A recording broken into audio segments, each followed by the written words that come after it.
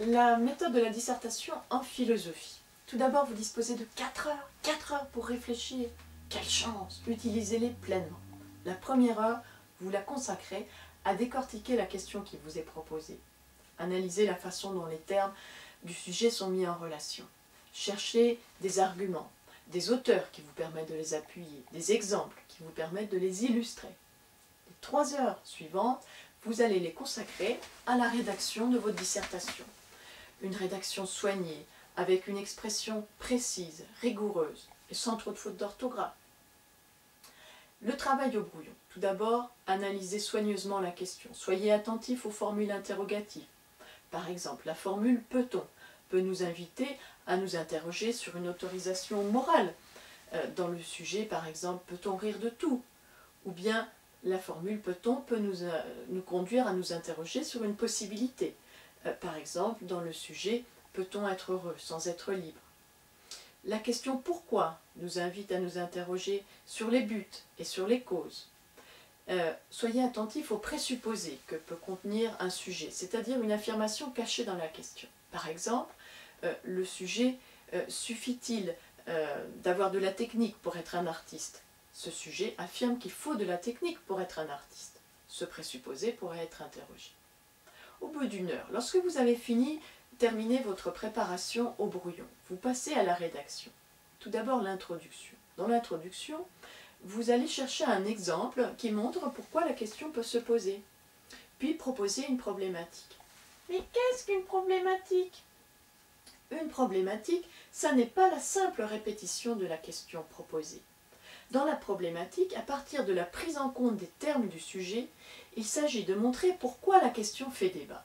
C'est-à-dire qu'on pourrait répondre d'une certaine manière et d'une autre manière, voire d'une autre manière opposée à la précédente. L'introduction doit donc soulever un paradoxe que le développement se chargera de traiter et de résoudre. Le plan. Le plan doit être dialectique, c'est-à-dire qu'il doit comporter 3 parties. Attention, il ne s'agit pas de dire une chose, son contraire et un mélange des deux. Non, un plan dialectique doit établir une progression, c'est-à-dire que chaque partie doit dépasser la partie précédente en montrant les limites. Par exemple, dans notre sujet, pourquoi chercher la vérité? Dans ce sujet, eh bien, nous pourrions dans un premier temps dire que nous recherchons la vérité pour la simple et bonne raison que l'homme est un être curieux, un être qui s'étonne devant le monde, comme le disait Aristote.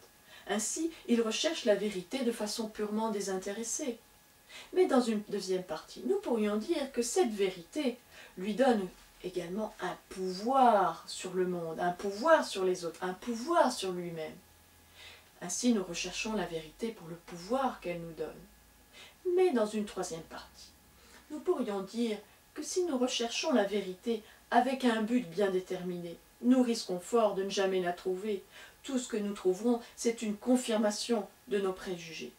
Ainsi, la vérité, plus que nous donner un pouvoir, nous donne une liberté. La vérité nous libère de nous-mêmes, nous libère de nos propres préjugés. Voilà. Dans la conclusion, eh bien maintenant, il s'agit de faire un résumé des étapes principales de votre argumentation et de répondre à la problématique que vous avez proposée dans l'introduction de façon bien claire et ferme. Éventuellement, vous pouvez ouvrir la réflexion à partir d'un problème qui serait soulevé par votre thèse. Dernier petit conseil, il faut développer votre réflexion. Oui, mais comment faire? Votre copie doit être approfondie. Comment faire? Eh bien, à toute affirmation, vous devez trouver une justification. Comment faire? Eh bien, dès que vous proposez une affirmation, cherchez des questions qui vont vous permettre d'aller un petit peu plus loin. N'oubliez pas de questionner. Questionnez.